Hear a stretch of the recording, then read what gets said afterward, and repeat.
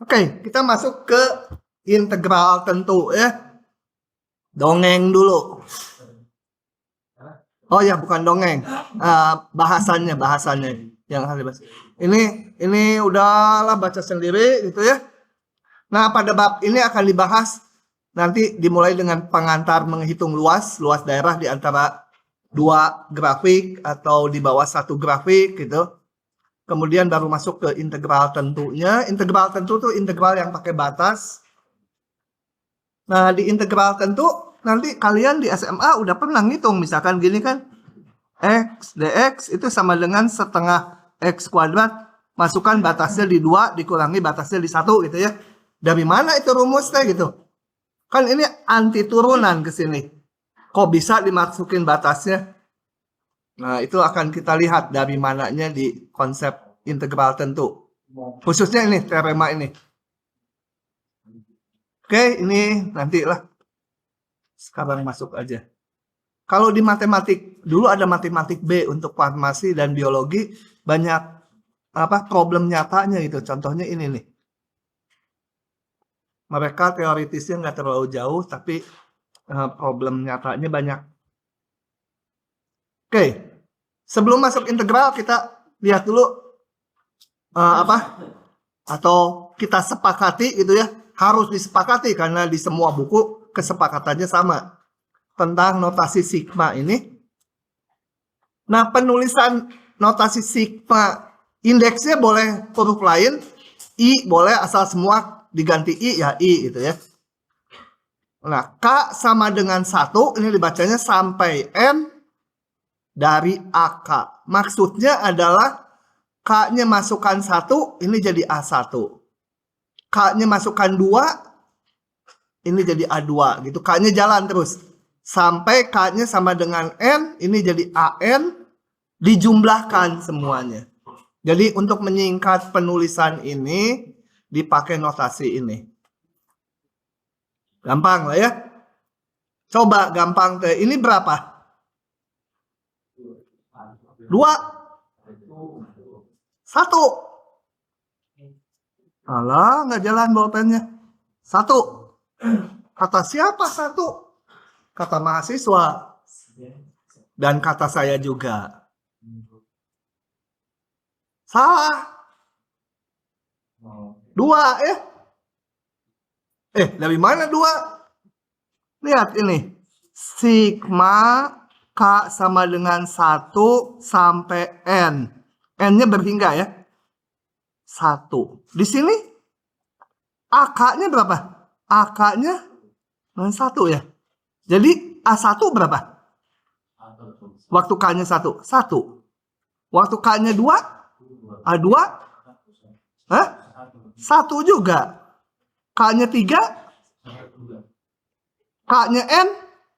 AN? 1 juga. Dijumlahkan. Dia bilang. Jadi hasilnya berapa? N ya. Jangan lupa itu dipakai nanti untuk ngitung. Nah, ininya saya hapus ya supaya nggak banyak distorsi. 1 lagi N. Oke. Sigma C-nya konstanta berapa? A1-nya berapa? A2-nya? Jadi NC atau CN ya. N kali C atau C kali N. Kemudian kalau ada konstanta kali AK, konstanta boleh keluar gitu ya. Yang biru-biru ini kalau mau dibuktikan gampang. Dijajarnya satu-satu ini CA1, CA2, CA3, sampai CAN dijumlahkan, C-nya bisa keluar. Ini kalau tambah pakai tambah, kalau ininya kurang berarti bukan plus min, ini ada 2 rumus. Ini juga pakai min gitu ya ngitungnya. Berarti Pak itu buat waktu mulainya dari berapa? Betul. Nggak harus K ya, boleh juga gini sigma jangan W, D itu ya sama dengan 1 sampai 7 gitu, boleh. Gitu. Kiki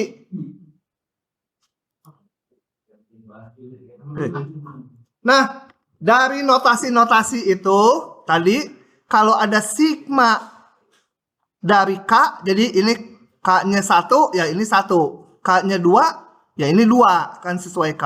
1, 2, 3 dijumlahkan sampai N, itu bisa dibuktikan dengan induksi matematik atau dengan cara lain banyak. Hasilnya ini, tapi terima aja karena ini tinggal kita pakai nanti. Sigma K kuadrat, yaitu 1 kuadrat tambah 2 kuadrat tambah N kuadrat, hasilnya ini. Gitu ya. Enaknya ruas kanan itu kan nggak usah ngejumlahkan banyak lagi. Kalau N-nya diberikan 11, tinggal masukkannya 11 ke sini. Nggak usah menjumlahkan 11 suku di sini. Sigma K pangkat 3 sama dengan yang ini tapi dikuadratkan. Ya, semuanya dibuktikan dengan induksi matematik, gampang lah. Ya. Ini harus hafal. Di ujian kalau keluar membutuhkan ini, ya harus hafal. Gimana ngafalnya? Ngerjakan soal yang banyak. Ngitung lagi, hafal gitu ya. Atau beli itu ke toko komputer, beli memori gitu, berapalah 1 terabyte gitu, tempel supaya ingat. Oke, contoh ini, klik aja udah gampang ini mah. Aduh, habis waktu gara-gara kalian nih, gara-gara kalian aja. Tentukan ini. Nah, kita kalikan dulu aja ini supaya sukunya 1 per 1. Kalau 1 langsung kali N ya Pak? Hah? Nanti kan ininya perkalian, ada I-nya banyak. Maksudnya kan udah siap dapat yang yang selalu hasil perkalian. Ya nanti, belum, pelan-pelan. Kalikan dulu ya. Kemudian menurut rumus jumlah tadi, boleh dipisah ya. Kalau ada 3 ya 3 buah misalnya. Pisahkan 1 per 1. Nah, 4 boleh keluar kan? Min 1 boleh keluar. Min 3 boleh keluar jadi sigma 1 itu ya. Ini kan min 3 kali 1. Jadi tinggal sigma I kuadrat. Terus hafal yang tadi. Ini. Ya. Untuk ngitung. Oh, keluarkan dulu. Ini kenapa 3-nya nggak dikeluarin ya? Ya, biar aja 3-nya. Ini hasilnya berapa yang ini? 3N. Udah mulai mantap ya. Mau kamu nggak nilainya C? Nggak usah ujian? Hah? Nggak mau. Ya udah. Sigma I tadi apa? Lupa, lihat lagi. N kali N plus 1 per 2. Ini? Si Kiki ini sekali lihat apal ya. Kayaknya matanya banyak memorinya. Dia tadi saya buka ini. Apal ya. Oke, gitu. Ya udah ini tinggal ngitung biasa aja ya. Kalikan. Udahlah, ini mah hitungan biasa bawahnya. Ya gitu. Emang kita gimana Pak dapat yang N dari yang masukin Yang mana? slide sebelumnya? Hah? Yang slide sebelumnya yang X kuadrat X pangkat 3 itu emang gimana sih? Gimana gitu? Ini? Iya. Hah? Emang gimana? Dari mata turun ke hati. Kamu tugas buktikan yang ke-1 sama kedua pakai induksi matematik.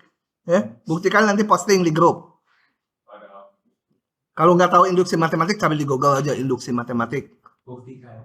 Enggak, induksi itu prinsip yang ya induksinya sendiri kalau mau dibuktikan ada level lebih dasarnya. Oke ya. Nah, cuma gitu saja, nanti dipakai di tengah soal. Sekarang kita masuk ke menghitung luas. Coba. Ini perjanjian awal dari sejak manusia purba gitu ya.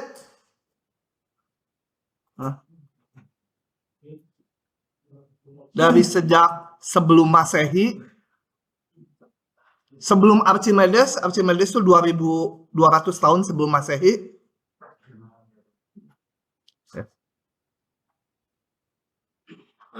Itu kalau ada persegi panjang, panjangnya M, lebarnya T, atau panjangnya M, tingginya T, atau lebarnya T, tingginya M, pokoknya persegi panjang itu sisi kali sisi satu lagi ya. Itu disepakati, nggak dibuktikan kalau persegi panjang. Setelah itu, gimana kalau ada jajaran genjang seperti ini luasnya? Nah, caranya kita bikin ini garis tegak, kemudian segitiga yang abu-abu kita pindah ke sini. Jadi yang dihitung luas ini, luas jajaran genjang sama dengan luas persegi panjang ini ya. Karena ini yang warna biru sama sini, biru atau ungu muda nggak tahu lah. Jadi M kali T juga, alas kali tingginya. Segitiga siku-siku kita bikin yang sama dan sebanggun, ujung ini pasang di sini. Jadi luas segitiganya setengah dari luas persegi panjangnya. Setengah alas kali tinggi. Jadi yang lain diturunkan dari luas persegi panjang. Segitiga sembarang dibagi dua. Tarik ini siku-siku, ini siku-siku. Hitung masing-masing luasnya, jumlahkan. Kan segitiga siku-siku udah punya rumusnya. Nah ini jumlahkan, dapat ini. Kalau ada poligon sembarang, nggak harus beraturan, kita pecah-pecah menjadi persegi panjang atau segitiga. Bisa dihitung luasnya, totalnya. Jadi selama poligon, mau sisinya berapapun, udah beres ngitung luas. Nggak ada masalah. Masalahnya kalau lingkaran, gimana lingkaran? Nah, caranya kita lihat manusia kuno. Karena ini nggak bisa pakai persegi panjang lagi. Kalau ini bisa dipecah-pecah jadi persegi panjang atau segitiga siku-siku. Atau segitiga lah, karena segitiga udah ada. Nah, Archimedes ini lebih tua dia dari kaisar Cina yang bangun tembok itu ya. Itu kan apa? Kaisar dinasti Qin yang pertama ya. Yang sadis sekali itu ya. Tapi bikin makmur katanya. Kata dia mungkinnya bikin makmur tuh. Nah, ini lebih tua nih, lebih tua. Dia udah bisa ngitung. Caranya gini. Sebagian ngitung sebagian. Kita akan hitung luas lingkaran jari-jari satu. Caranya dia bikin ini. Bikin ini apa? Poligon beraturan 4 sisi ya. 4 sisi beraturan. Ini bisa dihitung. Kalau tadi jari-jarinya 1, kan ini bisa dihitung. Ini 1, ini 1. Jadi luas yang ini tahu dikalikan 4. Pokoknya selama bentuknya poligon pasti bisa dihitung. Nah, kemudian dia ini saya hitung ya. Hitungannya udah nggak saya tulis lah. Dia bikin segi 8 beraturan.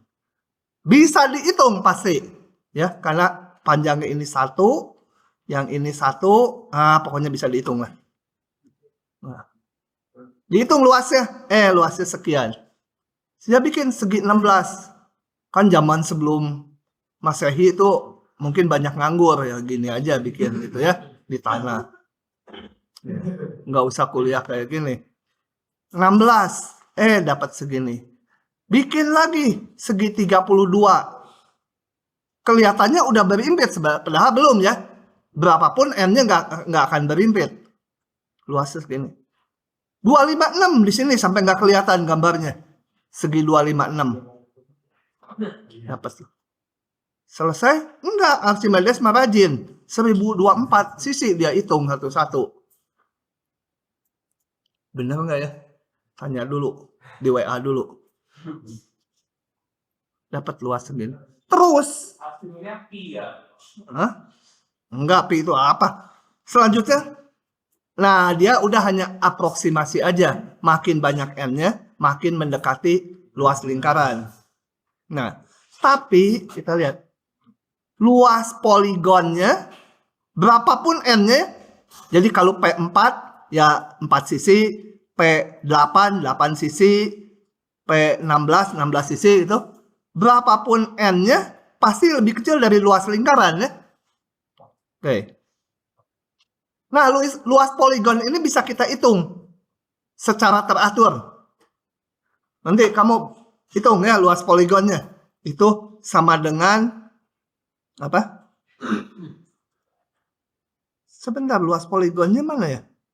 Ah, ini kamu tunjukkan luas poligon sama dengan pi.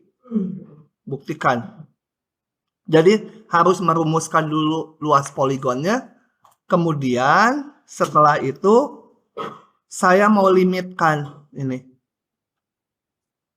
Kalau tadinya lebih kecil, limitnya kedua ruas dilimitkan ya. Ini konstanta, betul?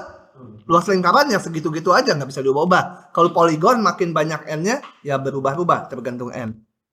Nah, kalau dilimitkan, yang ini limit konstanta ya tetap. Yang ini kalau dilimitkan, harus dirumuskan dulu PN-nya. Nanti ketemu dia limitnya pi. Jadi luas lingkaran jari-jari 1 itu lebih kecil sama dengan pi. Lebih besar atau sama dengan pi. Biar kita taruh ya. Kok nggak sama dengan? Enggak. Kalau dari sini, enggak. Hanya dapat ini. Mungkin lebih besar, mungkin sama dengan. Tunjukkan. Kalau saya nunjukannya pakai ini aja ya. Tuh, ditunjuk pakai telunjuk. Kamu buktikan gitu ya. Biar pintar. Oke, sudah. Sekarang taruh dulu. Sekarang si Archimedes kan banyak waktu. Kemana? Kok yang sama lagi? Salah. Ini namanya apa? K15T01. K15T01. K15T. Sebentar. 5T mana? Nah, yang 02 harusnya. Nah, sekarang Archimedes melakukannya. Poligonnya melingkupi lingkaran. Itu ya, 4. Gitu. Oke ya. Jadi lingkarannya dari luar. Kemudian dibikin lagi segi 8. Menyinggung ini semua ya. Bisa dihitung ini. Nggak susah. Tinggal ngitung luas kalau mau dibagi segitiga, gampang ngitung alas dan tingginya. Segi 16, segi 32, segi terus pokoknya terus ini juga nggak berhenti. Cuma saya kehabisan tinta jadi berhenti aja sampai 1024. Nah, gitu ya. Luas poligonnya sekarang saya namakan TN. Kalau yang tadi PN, ini TN. Luas poligon TN berapapun N-nya itu pasti lebih besar dari luas lingkaran ya. Karena poligonnya melingkupi lingkaran. Saya limitkan kedua ruas. Limit ini mah konstanta ya tetap aja dilimitkan. Nah, yang ini dilimitkan kalau dihitung dapatnya pi lagi. Jadi, kalau kita lihat ini tadi luas lingkaran lebih besar sama dengan pi. Dari hitungan yang satu lagi, luas lingkaran lebih kecil sama dengan pi. Maka menurut prinsip Apert, ini kan tadi limit. Luas lingkaran persis sama dengan pi, gitu ya. Oke. Tapi si Archimedes nggak pakai limit, belum ada ya limit. Limit sekitar tahun 1600 munculnya ya. Hah? Enggak, dulu mah hanya aproksimasi aja, diapain ya udah dipelototin aja gitu. Nah, pi itu sebenarnya bilangan yang menyatakan perbandingan keliling lingkaran dibagi diameternya. Nah, kalau dihitung sekitar 3,14156 berapa? 72148 karangan. Pi itu kalau di matematik dibuktikan bilangan irasional. Artinya digitnya nggak pernah berulang ya. Nggak teratur belakangnya. Ngebuktikannya butuh sampai kuliah tingkat 3 dulu, baru bisa membuktikan pi itu bilangan irasional. Susah. Sekarang saya udah nggak bisa membuktikan ini. Waktu kuliah mah kepaksa bisa, atau pura-pura bisa. Ya. Itu yang ilmu aljabar murni-murni itulah. Kelas orang Slytherin. Oke, tapi yang penting sekarang idenya si Archimedes bahwa ngitung luas daerah itu ya lingkaran tadi. Kalau nanti ya sembarang daerah yang dibatasi lengkungan itu idenya kita pakai gitu ya. Coba perhatikan fungsi ini. X kuadrat tambah 1 gampang ya. X kuadrat tambah 1 naikkan 1 X kuadrat. X sama 1, X sama 3 dan sumbu X. Ini gambarnya. Ini X kuadrat tambah 1, ini 1. Enggak proporsionalnya, di sini 0, di sini 2. Ya 1 harusnya agak bawah dikit ya. Nah pokoknya itu 1. Kemudian X sama dengan 1, X sama dengan 3, dan sumbu X. Mau dihitung luas daerahnya. Nah caranya nggak pakai poligon kayak Archimedes. Terlalu susah poligon hitung luasnya. Dihampiri dengan persegi panjang kuning ini. Nanti membentuk persegi panjangnya ada. Tentunya ada bedanya. Yang krem dengan yang kuning itu ada galat yang ini kecil-kecil ini. Gitu ya. Oke. Nah, berdasarkan cara membentuk persegi panjang kuningnya ada yang dikenal 3 ini. Jumlah Riemann kiri. Kenapa Riemann ya? Jumlah Warsoma kiri harusnya ya. Supaya terkenal. Ya dia duluan nemuin si Riemann ini. Oke, jumlah Riemann kiri. Suka keluar diujikan. Tentukan jumlah Riemann kiri dengan N sekian gitu. Kembali, saya pakai grafik tadi yang ini 1 nih, nggak proporsional, ini 1 habis itu. Nah, dihampiri mula-mula kita bikin persegi panjang dengan ini, panjang interval ini ya, 1 sampai 3. Kemudian 1 interval aja.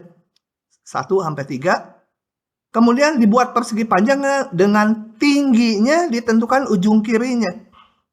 Ini berapa tingginya? F1 ya. Balapan ya. F1, formula 1. Nah, bikin. Kan gampang hitungnya. Yang kuning F1 dikali 3 kurang 1 ya.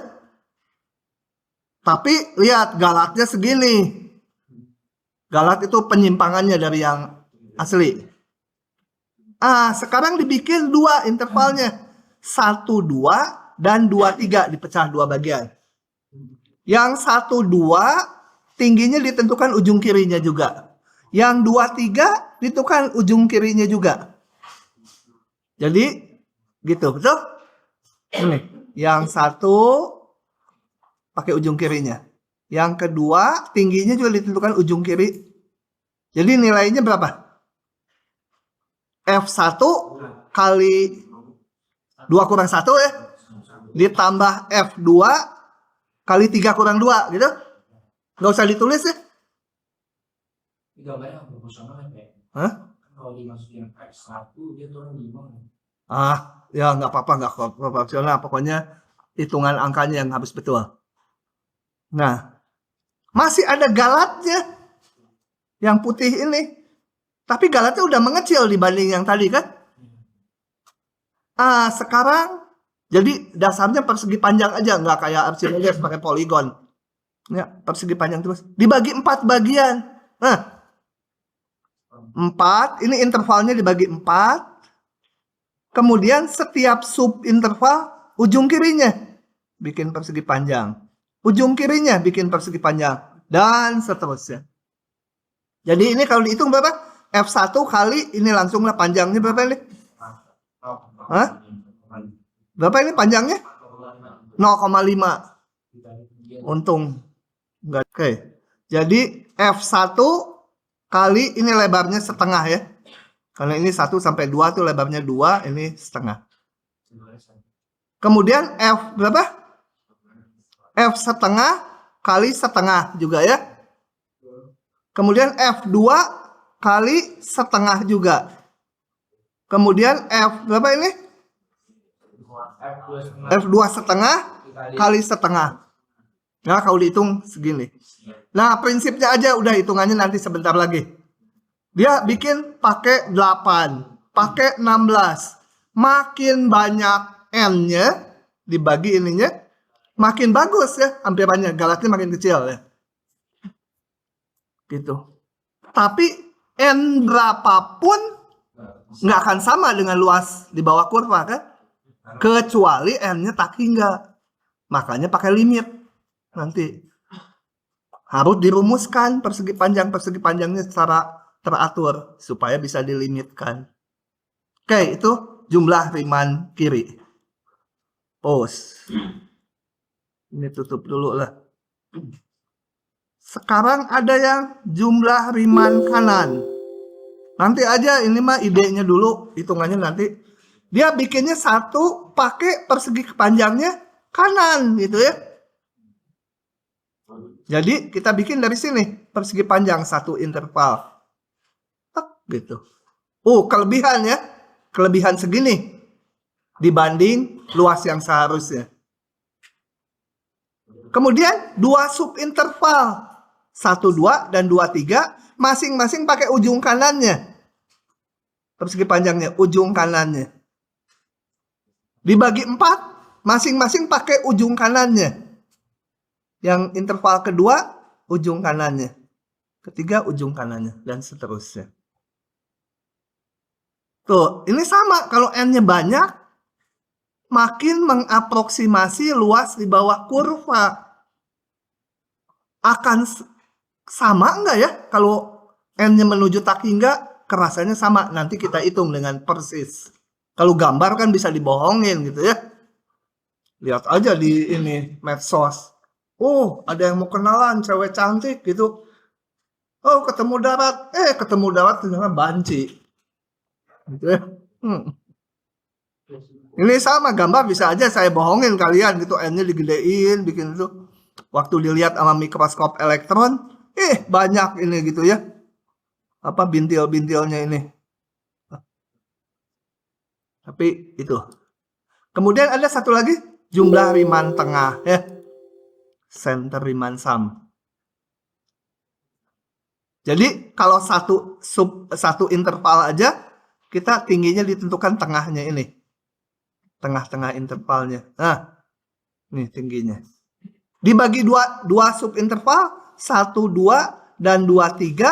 Nah, 1, 2 kita pakai tengah-tengahnya yaitu 1,5 nilai fungsinya.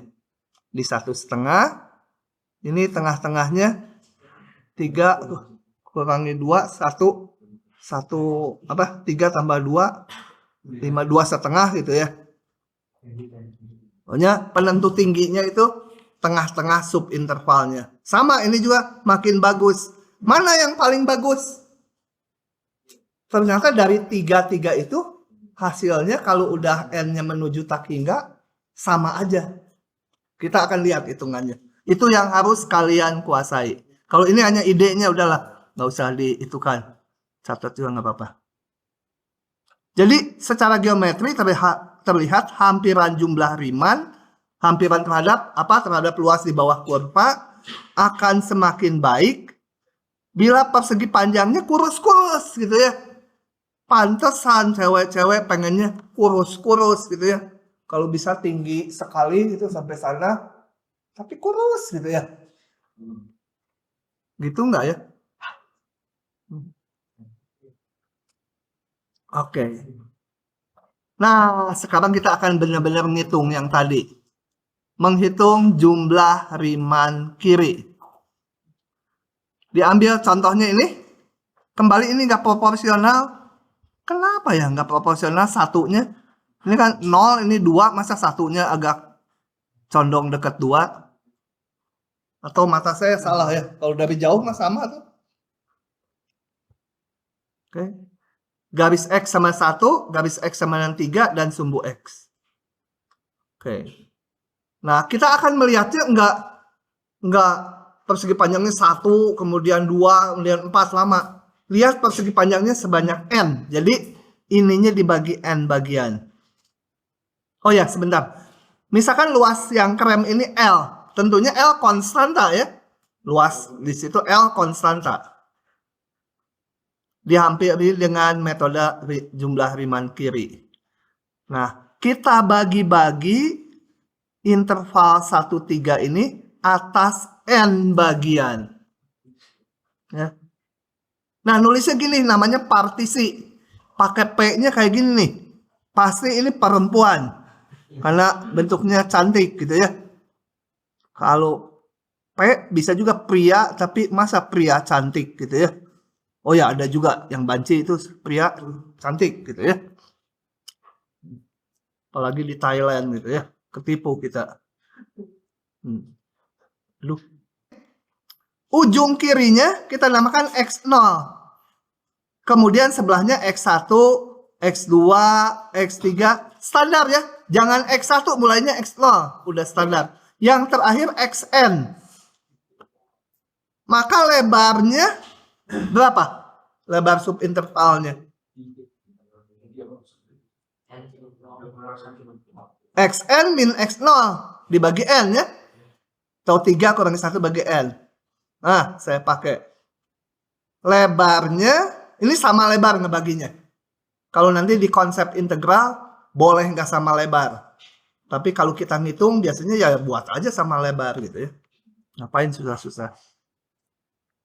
Delta X itu jarak antara 2X. Ini notasinya diikuti ya. Delta X itu kan boleh aja. XI dikurangi XI min 1, boleh juga. XI plus 1 kurangi XI. Tapi kesepakatan, kalau disebut delta X itu adalah XI min 1. 3 kurangi 1, jadi panjang ini dibagi N. Itu. Nah, kemudian di setiap subinterval kita bikin persegi panjang yang tingginya ditentukan ujung kirinya. Sebentar sebelum situ, ikuti ini dulu, saya suka kecepatan. Kita lihat. X0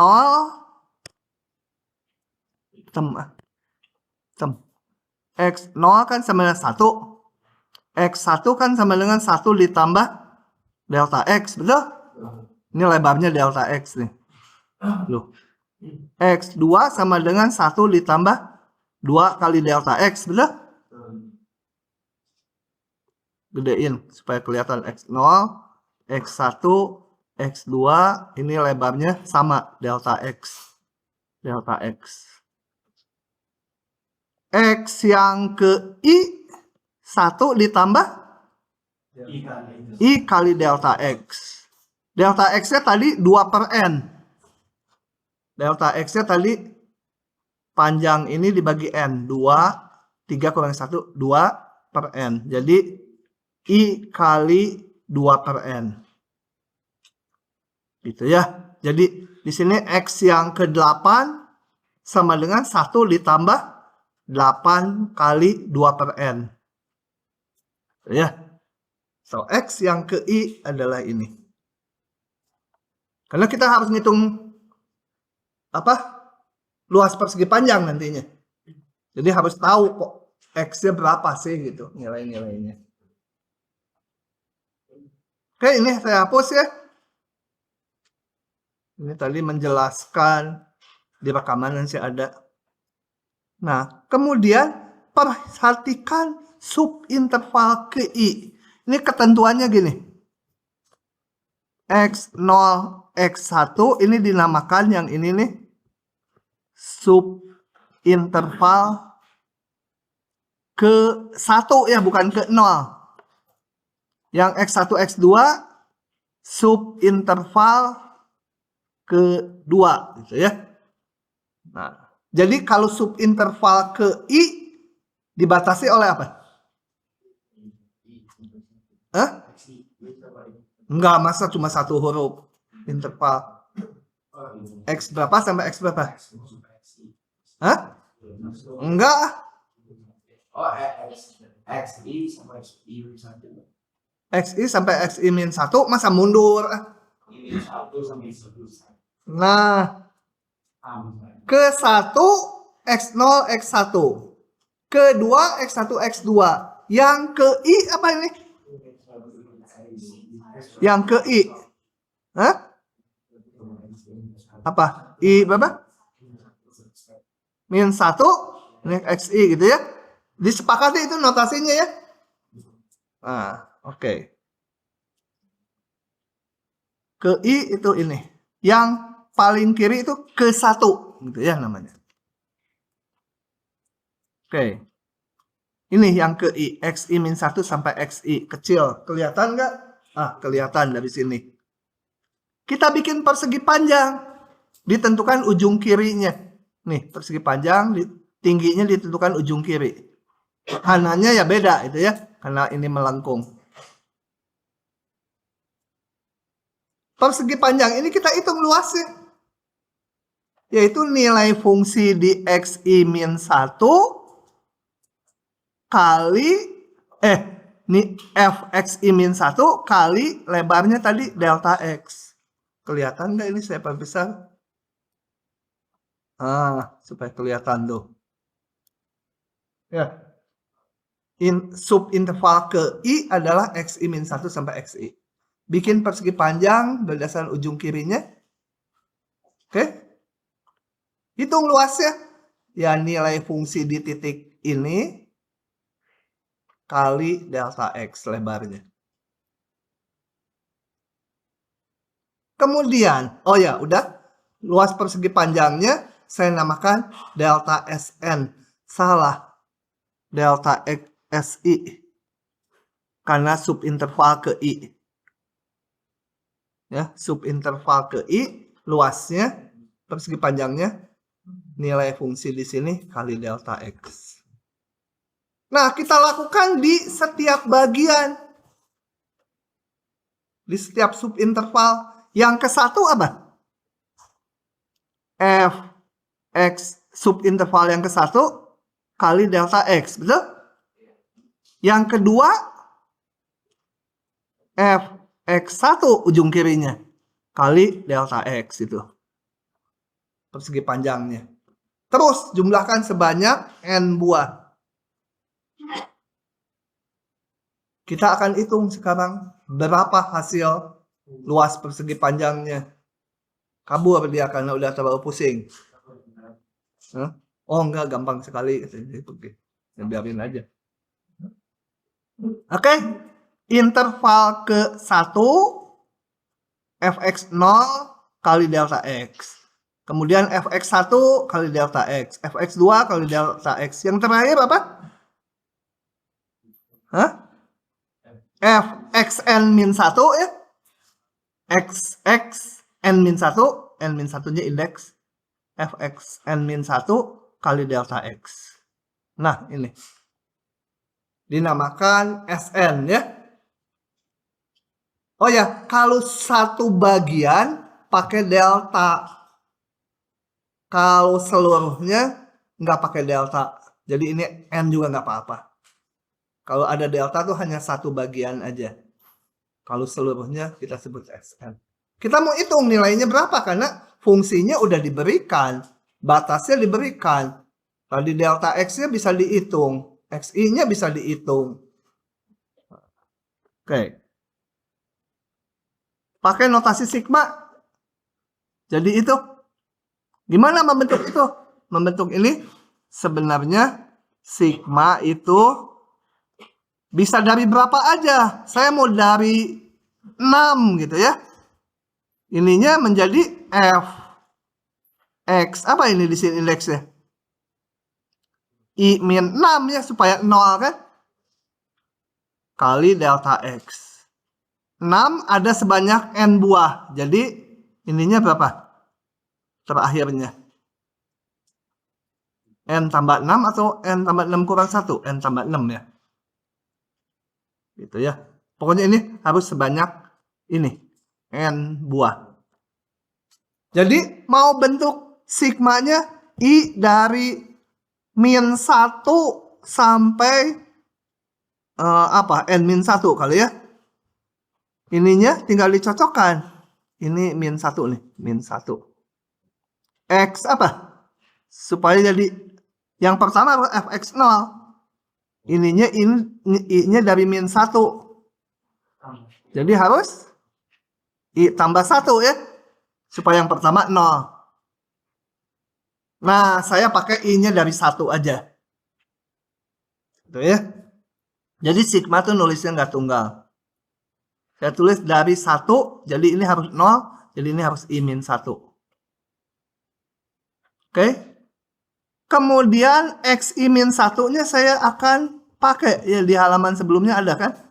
X I min 1 sama dengan 1 tambah 2 per N kali I min 1. Betul? Ini kan X kucing, ininya 2 kucing. X kuda, 2 kuda. X tikus, 2 tikus. X I min 1, ya ininya juga I min 1, gitu ya. Mana tadi? Nah ini. Langsung. Salah, saya masukkan dulu ke fungsinya. Fungsinya tadi apa? Ini X kuadrat tambah 1. Ini jadi X I min 1 kuadrat tambah 1. Baru X I min 1-nya saya ganti. Dengan tadi 1 ditambah 2 kali I min 1 per N. 1 ditambah 2 kali I min 1 per N. Ini X I min 1-nya. Pangkat 2. Oke. 2 per N kenapa boleh ke depan? Konstanta kan? N-nya dipilih. N-nya 10 atau N-nya 100. Yang jalan, yang variabel kalau di sigma ini I-nya. Yang ada I-nya nggak boleh sembarangan keluar. Oke, ini dihitung. Pangkatkan 2. Percaya aja jadi itu. Meskipun ngelihatnya sebel, panjang gitu. Oke, udah nggak ngantung Kak Bro? Udah, ini mah hitungan biasa, dikuadratkan. Kita pisah-pisah. Oh, ini kuadratkan dulu lagi. Ya. Pisah-pisah, yang ada I kuadratnya, yang ada I-nya, kita kelompokkan. Gitu ya. Nah, oh yang nggak dipisah-pisah, langsung aja. Sigma dari 2 apa? 2N. 4 sigma dari ini 4 per N kali I. 4 per N-nya bisa keluar. Sigma I udah ada tadi kan? N kali N plus 1 per 2. Ini. 4 per N-nya mah keluar. Sigma dari 4 per N. 4 per N tambah 4 per N tambah 4 per N. Jadi 4 ya. I kuadrat kita udah punya. Ini. Sigma I. Tulis lagi udah punya. Nah. Tinggal ini mah dihitung biasa saja. Meskipun panjang. Tapi gampang gitu ya. Tek. Nah. Oke. Oke. Kalau kita perhatikan mundur. SN tadi kan luas persegi panjang yang hijau itu. Sama luas sama L tuh luas yang krem gede mana? Luas persegi panjang yang ada N buah tadi sama luas yang krem gede mana? Gede krem ya. Yang krem tuh luasnya L. N-nya berapapun si SN ini lebih kecil dari L, betul? Kalau dilimitkan yang ini lebih kecil dari limit ini, betul? Kita limitkan. Ini konstanta luas L, kan luas yang krem. Luas di bawah kurva ya segitu aja yang mau kita cari memang. Yang ini berapa? Hitung dari sini. N menuju tak hingga berapa? Ini 0 kan? Ini 0, jadi 32 per 3. Simpan dulu. Simpan dulu. Belum dapat luas. Udah? Kita akan lanjut.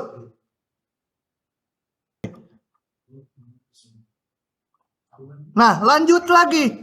Sekarang daerah yang sama Jadi dibagi N bagian lagi kayak tadi, pakai yang namanya ini partisi ya. Lihat interval ke I itu XI-1 sampai XI. Ini interval ke I. Delta X-nya sama dengan tadi, persisnya sama. XI-nya juga sama. Cuma sekarang kita bikin di sini persegi panjang kanan, ya. Mau dihampiri dengan jumlah Riemann kanan. Nah, jadi yang beda dengan yang tadi hanya ininya aja.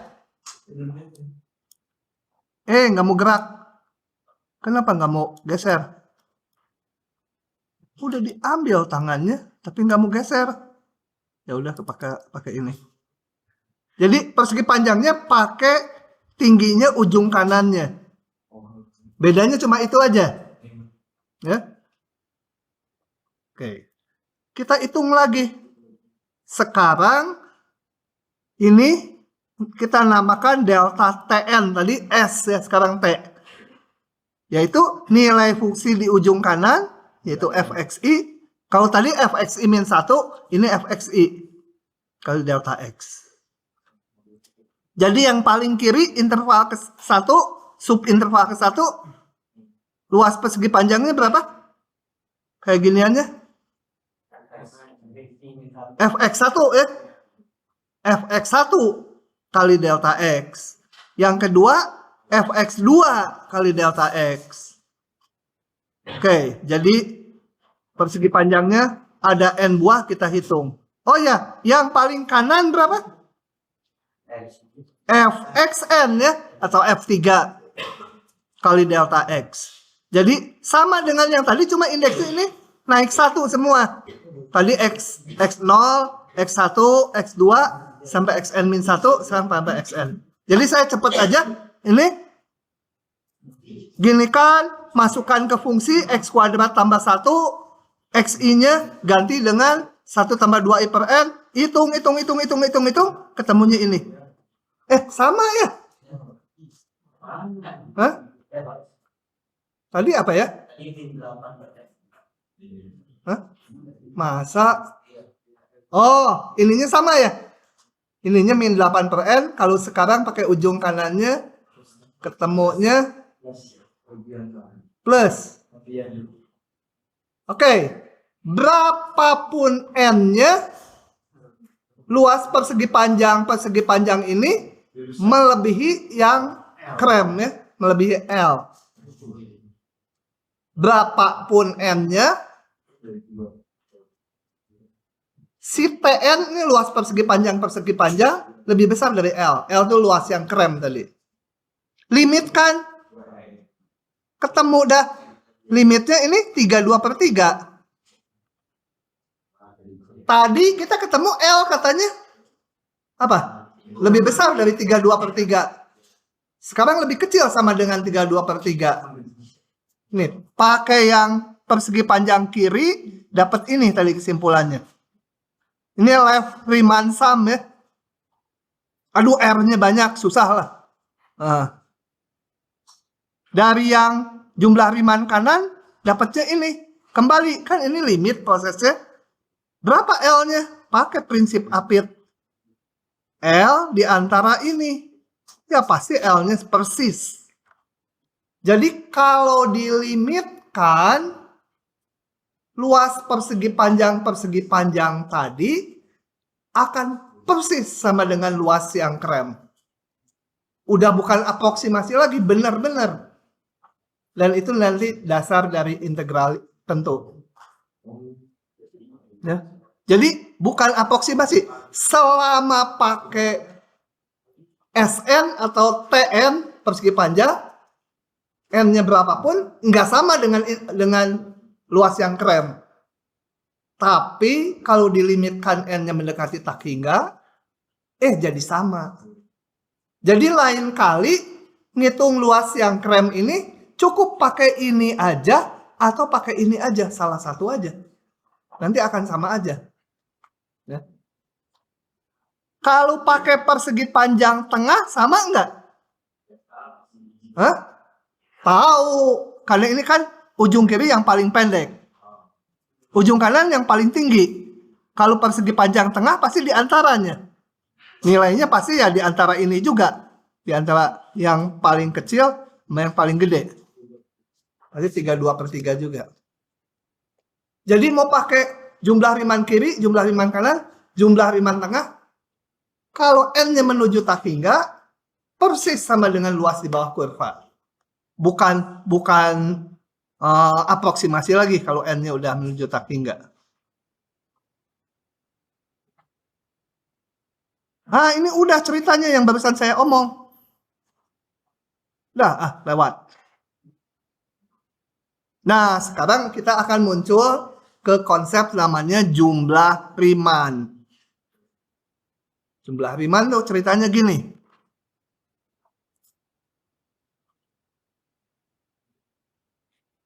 Perhatikan sebuah fungsi, nggak harus kontinu ya. Tentunya saya gambar kontinu supaya gampang. Patah-patah susah. Sepanjang interval tutup AB, nggak harus positif fungsinya. Kalau yang tadi kan contoh saya nilai fungsinya selalu positif. Ini fungsinya sembarang. Kita akan lihat jumlah riman secara umum. Ada sebuah fungsi, nggak harus kontinu. Kemudian, ini sumbu X ya. Interval AB saya pecah menjadi N bagian, tidak perlu sama lebar. Meskipun nanti kalau ada soal, kita ngitungnya dibikin sama lebar supaya gampang. Delta X-nya tinggal panjang interval bagi N gitu. Tapi konsepnya nggak harus sama lebar. Boleh beda-beda lebarnya. Cuma nanti kalau ditanya, kalau beda-beda gimana ngitungnya? Ya nggak tahu, jangan dibikin yang beda-beda itu kalau kenyataan. Kecuali di soalnya diminta, ya lebarnya sekian gitu. Oke, nulisnya gini ya, partisi paling ujung kiri itu X0, ujung kanan itu Xn, kemudian ini X1, X2, X3, dan seterusnya. Nah, kalau tadi saya lebarnya pakai notasi delta X. Delta X panjang interval dibagi N. Sekarang kan panjangnya beda-beda. Jadi lebarnya ini dinotasikan ya subinterval ke-1 namanya delta X1 gitu ya. Jadi yang di bawah ini sebenarnya di sini. Ini hanya untuk labelnya aja. Ini delta X2, delta X3, delta X4. Karena beda-beda dikasih indeks. Kalau sama, seragam, ya delta X aja gitu ya. Karena delta X1, delta X2, delta X3 sama semua. Nah, kelambatannya. Kalau kelambatan bisa cepat saya. Nah, pada setiap subinterval, kalau jumlah riman kiri kita tinggi persegi panjangnya pakai ujung kirinya, jumlah riman kanan pakai ujung kanannya, jumlah riman tengah pakai tengahnya. Nah, sekarang mah gini, di setiap subinterval kita pilih satu titik wakil. Ini. Subinterval ke-1 ini wakilnya. Subinterval kedua ini wakilnya. Boleh yang mana aja asal di subinterval tersebut. Mau ujungnya juga boleh. Ujung kanan boleh, ujung kiri boleh. Dan nggak harus seragam. Ini yang interval ke-1, saya ini condong agak ke kiri. Yang ini agak ke kanan nih, jendol hijau. Yang ini agak ke kanan sekali. Itu wakilnya ya. Nah, wakilnya tuh dinamakan ini. Subinterval ke-1, wakilnya X1 garis. Garisnya nggak ada hubungan dengan rata-rata di statistik. Ya namanya aja X1 garis. Wakil. Buat apa wakilnya? Buat mewakili. Buat apa? Buat bikin persegi panjang. Nih. Setiap. Ini kok nggak bisa digeser? Nah. Ini. Subinterval ke-1, saya pilih wakilnya yang ini. Si hijau ini. Nah, untuk bikin persegi panjangnya. Jadi yang hijau ini tiap orang bisa beda-beda. Nanti hasilnya bisa beda-beda. Kalau dijumlahkan luas persegi panjangnya. Nggak apa-apa. Nanti kalau dilimitkan akan semua sama. Subinterval kedua. Ini wakilnya. Bikin tinggi persegi panjangnya diwakili si hijau kali ini. Dan seterusnya ya. Oke. Subinterval ke 1, 2, 3, 4. Subinterval ke 5. Wakilnya mana? Hah? X5 ya? Subinterval ke 6. Oh ini. Subinterval ke 5 sama ke 6 boleh aja wakilnya ini. Ya, yang kelima misalnya ujung kanannya, yang keenam ujung kirinya. Boleh ya. Pokoknya lihat satu subinterval, saya boleh pilih wakilnya yang mana aja. Mau ujung kiri, mau ujung kanan, terserah. Coba, subinterval ke 1 luasnya berapa? Ini kan fx1 garis, ya nilai fungsi di sini, kali delta x1. Subinterval kedua, ini luasnya bisa negatif, biar aja dalam tanda petik, luas petik. Karena ini negatif kan ke bawah. Tetap fx2 garis, ini kan x2 garis nih titiknya. Fx2 garis kali delta x2. Yang kelima, fx5 garis kali lebarnya delta x5. Itu ya. Delta X yang kelima. Oke, kita jumlahkan itu. Mana? Nah. Yang ke-1, kedua, ketiga, keempat, sampai yang ke N. Kalau digambar hanya sampai ke 7. Ya. Tapi nanti secara umum sampai yang ke N. Nilai fungsi di titik wakil kali lebar subintervalnya. Di mana lebarnya boleh beda-beda. Itu namanya jumlah Riemann. Gitu ya. Notasinya R P cantik. Nanti di ujian P-nya nggak harus gini lah. Kan nulis gini susah. Oke, itu namanya jumlah Riemann. Jadi ingat jumlah Riemann itu adalah luas persegi panjang, lebarnya delta XI, tingginya ditentukan nilai fungsi di titik wakil. Dan dia bisa negatif, karena ini bisa negatif, kayak ini negatif. Di sini positif. Gitu ya. Nah, nilai sebuah jumlah Riemann tidak tunggal, nggak kayak biskuit ya. Biskuit Marie itu biskuit tunggal gitu kan. Karena pabriknya namanya tunggal. Ini enggak, tidak tunggal. Bergantung kepada, kita lihat ini, banyaknya subinterval yang kita bikin. Subintervalnya cuma 2 sama subintervalnya 10, ya beda hasilnya. Kemudian lebar setiap subinterval. Kalau nggak dibilang apa-apa, kita yang menentukan, sesuka kita. Bikin aja subintervalnya 2, lebarnya seragam. Atau kalau ekstrim, subintervalnya 1 aja. Jadi cuma 1 suku di sini. Awas kalau di ujian cuma 1, dikurangi. Pelit, terlalu pelit meskipun benar. 2 boleh, Pak? 2 boleh. Oh, 2-nya. Kemudian tergantung kita milih titik wakilnya untuk menentukan tingginya. Jadi enggak tunggal. Jumlah Riemann, oh bukan bisa, dapat bernilai negatif. Kalau bisa bernilai negatif, ya sama aja lah. Bisa negatif. Ini dapat, ini bisa, gimana sih? Kalau bisa mah itu kan ular gitu ya. Bisanya negatif, kita untung nggak mati. Jumlah Riemann tidak sama dengan luas di antara kurva dengan sumbu X ya. Jelas nggak sama ini. Kayak di sini, oh ini ada kelebihannya. Ini ada rongganya. Kecuali nanti kalau udah dilimitkan. Udah, kita ngitung dulu sekarang. Supaya paham jumlah Riemann ini.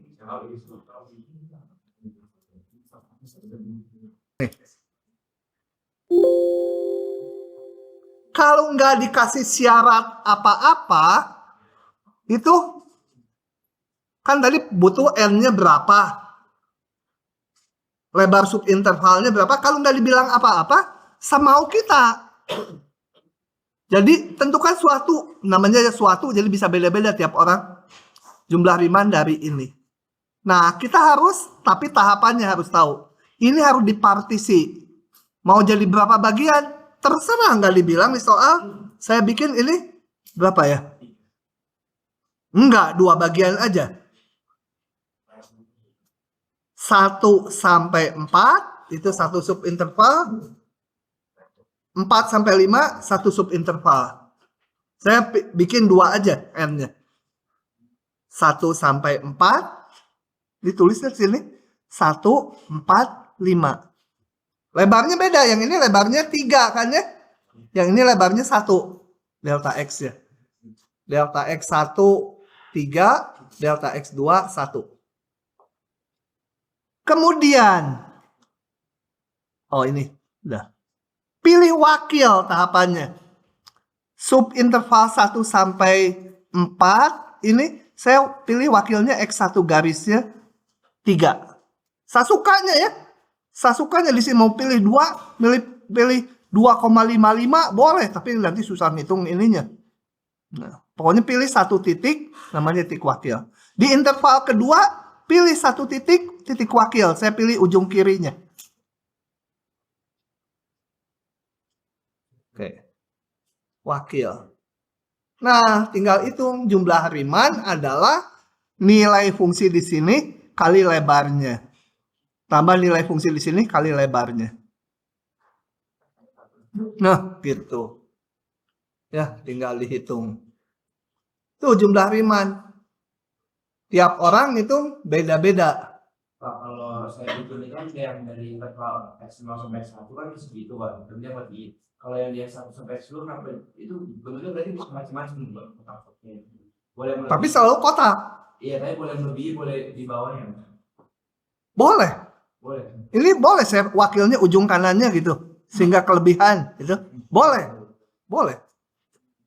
Saya sukanya, suka-suka. Kalau yang nggak boleh tanya si Kiki. Yang nggak boleh tuh minta nilai A. Oh, masa nilai A minta? Oh iya. Udah ada jendol hitam, selesai soal ini. Dipahami dulu baru disalin ya. Jangan nyalin dulu, nanti aja belajarnya di rumah. Salah. Rugi waktu lagi. Ngapain di crop? Diklik aja dah, gampang dan panjang. Oke, baca dulu soalnya. Tentukan suatu jumlah Riemann dari ini pada interval ini, ujung-ujungnya min 1 sampai 2. Nah, kalau ini di soalnya udah ditentukan memakai subinterval yang sama lebar. Jadi delta X1, delta X2-nya nggak boleh sembarangan. Harus 2 dikurangi min 1 dibagi 6. 2 kurangi min 1 jadi 3 bagi 6 setengah. Cukup pakai delta X saja. Nggak usah delta X1, delta X2. Pakai itu juga boleh, pakai indeks juga. Tapi karena seragam delta X aja. Titik wakilnya ujung kanannya. Jadi jumlah Riemann kanannya. Oke, kita lihat. Ini. Min 1 sampai 2 dibagi 6. Jadi jaraknya setengah. Jadi ini min 1, min setengah, 0, setengah, 1, 1, dan seterusnya. Kemudian bikin persegi panjangnya pakai ujung kanannya. Yang ini. Ujung kanannya nih wakilnya. X1 garis. Ini nilai fungsi. Yang kedua, ujung kanannya 0 nilai fungsinya. Biar aja 0. Selanjutnya ini di setengah. Oke. Itu delta X-nya. Nggak usah pakai I sebenarnya. Delta X aja. Tapi mau pakai I juga nggak apa-apa. Wakilnya, ujung kanannya diambil. Maka jumlah Riemann-nya adalah ini. Ya. Sok, kalau mau disalin dulu. Lihat si Neng. Nah, sekarang baru muncul integralnya ya. Misalkan fungsi f terdefinisi pada interval tutup AB dengan P ya partisi tadi X0, X1, X2 sampai Xn.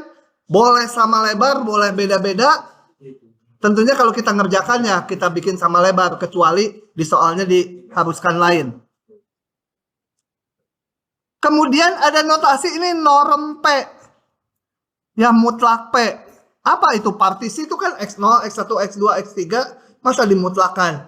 Ini perjanjian. Dibacanya norm P menyatakan ukuran subinterval yang paling lebar. Maksudnya apa? Maksudnya gini. Ini katakan interval AB. Ambil aja A-nya 1, B-nya 9 gitu ya. Ini atau disebut X0, ini Xn sama dengan B 9. Saya bagi-bagi misalkan ini. Ini 2, ini 6. Jangan 6, 5 itu ya. Ini 5,5. Ini X0, X1, X2, boleh beda-beda kan? Udah sisanya berapa ini? 8,5. X4, 8,5 itu. Nah, yang dimaksud dengan norm P, P-nya harus cantik. Nggak bisa. P-nya mancung gitu ya. Biarin aja. Norm P itu adalah ukuran dari subinterval yang paling lebar. Berapa? Hah? Yang ini ya? Hah? Oh, ini juga sama. Pokoknya yang paling lebar. Ada 2 yang sama biar aja. Oke. Jadi sama dengan 3. Jadi dia adalah lebar dari subinterval yang paling lebar. Atau panjang dari subinterval yang paling panjang. Aduh, pusing. Atau lebar dari subinterval yang paling panjang. Atau panjang dari subinterval yang paling lebar. Sama semua itu ya. Makanya di kalimat saya ukuran dari subinterval yang paling lebar. Itu norm P ya. Nah. Jika limit yang dilimitkan bukan N-nya, norm P-nya menuju 0, kalau yang paling lebar menuju 0, pasti yang lainnya menuju 0 ya. Kan yang lain lebih kecil. Nah, yang paling lebar dibuat menuju 0, maka yang lain tentunya menuju 0 juga. Maka kalau limitnya ini ada, maka itu dinamakan integral tentu dari fungsi f sepanjang AB. Gimana ini ngitungnya? Nggak bisa. Jangankan manusia. Kuda juga nggak bisa. Oh ya, kuda lebih bodoh ya, nggak bisa lah. Jangankan manusia, setan juga nggak bisa. Setan lebih pintar nggak ya dari kita? Nggak juga. Lanjut lagi. Kita belum bisa ngitungnya ini. Kalau limit N menuju tak hingga, tadi bisa ya. Yang tadi kan contoh-contohnya yang ngitung luas di bawah kurva. Jumlah Riemann kiri, N-nya menuju tak hingga bisa kita hitung. Yang 32/3 tadi ya. Nah, pertanyaan dulu. Kalau norm P menuju 0, sebentar, saya mau nanyanya gini.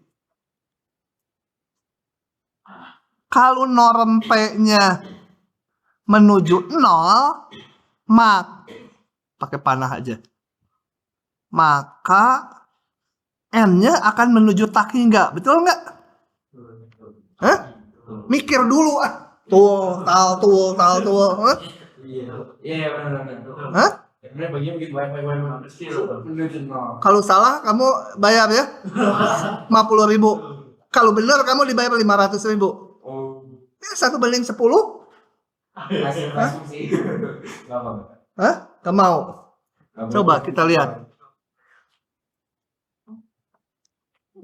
Sebentar. Benar ya? Benar. Yang paling panjang menuju 0. Berarti akan banyak sekali ya? Iya. Oke. Untung nggak taruhan. Kalau nggak gua kalah. Benar ya? Sekarang balik. Kalau N menuju tak hingga, maka norm P menuju 0. Betul nggak? Betul? Iya. Salah besar salahnya juga. Kalau salah harus dikasih contoh ya. Implikasi ini salah itu. Nih saya ambil. Interval 0,1. Saya bagi. Ini X0, ini X1. Kemudian X2-nya saya pilih tengahnya lagi. X3-nya tengahnya lagi. X4 tengahnya lagi. Terus itu ambil tengahnya. Ini kan N-nya menuju tak hingga, betul? Norm P-nya berapa? Setengah. Ini norm P-nya yang paling panjang. Jadi kalau N-nya menuju tak hingga, norm P-nya belum tentu menuju 0. Saya bisa nol juga ya, Pak? Bisa, kecuali salah satunya kalau sama lebar semua. Kalau sama lebar kan harus ini harus dibagi 2 lagi. Nah, kenapa ini saya kemukakan? Karena ngitung ini nggak bisa dilakukan tadi sama manusia. Yang bisa dilakukan kalau ini dalam N menuju tak hingga. Nah, ngitung ini dengan ini akan sama aja kalau subintervalnya sama lebar. Ya, kalau nggak sama lebar belum tentu benar. Jadi jika delta X-nya seragam sama lebar, maka ngitung ini boleh diganti oleh ini jadi N. Ini operasional. N itu bisa dipakai ngitung. Gitu ya. Dan akibatnya kalau ada ketemu soal, kalau nggak dibilang apa-apa, ya kita bikin delta X-nya seragam aja. Karena delta X itu boleh nggak seragam, boleh seragam. Gitu ya. Untuk hitungan nanti ke bawahnya, oh kok selalu dibuat seragam supaya bisa dihitung pakai ini. Nggak pernah ngitung pakai ini. Cuma manusia aneh yang ngitung pakai ini. Si Kiki mungkin pakai ini ngitungnya. Ya. Oke, jadi nanti kalau di hitungan kita bikin seragam lebarnya sehingga kita bisa pakai rumus ini ngitungnya. Oke. Secara geometri, oh ya, kalau udah dilimitkan, oh nanti aja. Inilah.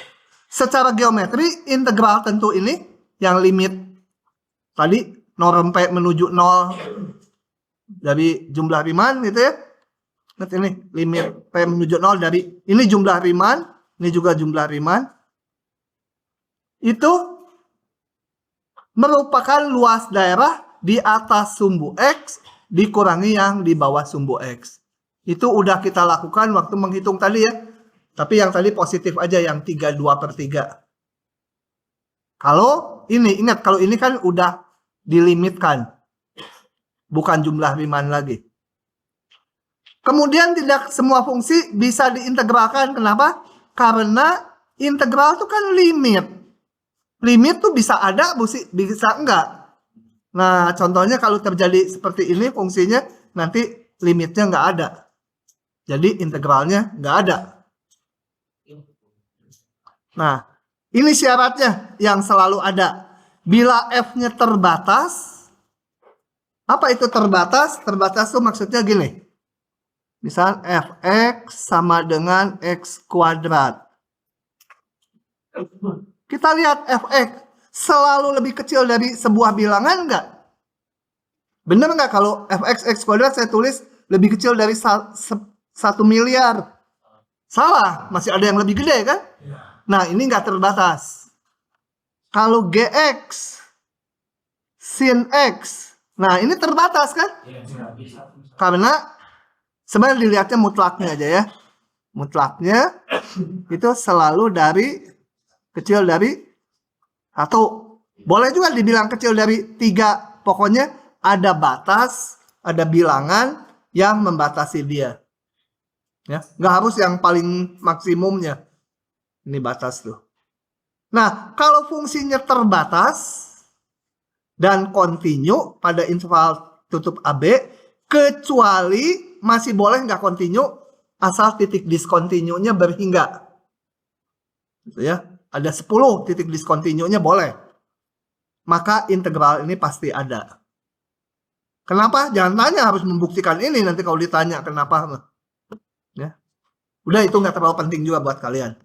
Tadi nama batasnya boleh 3 Pak di sini. Hah? Kenapa nggak 1 aja? Yang namanya terbatas itu dia kecil dari sesuatu. Sesuatunya bebas. Nggak harus nilai maksimumnya. Mau ditulis gini juga boleh. 1,5 boleh. Pokoknya nilai fungsinya nggak lebih dari suatu bilangan. Bilangannya berapa aja. Oke. Sekian dulu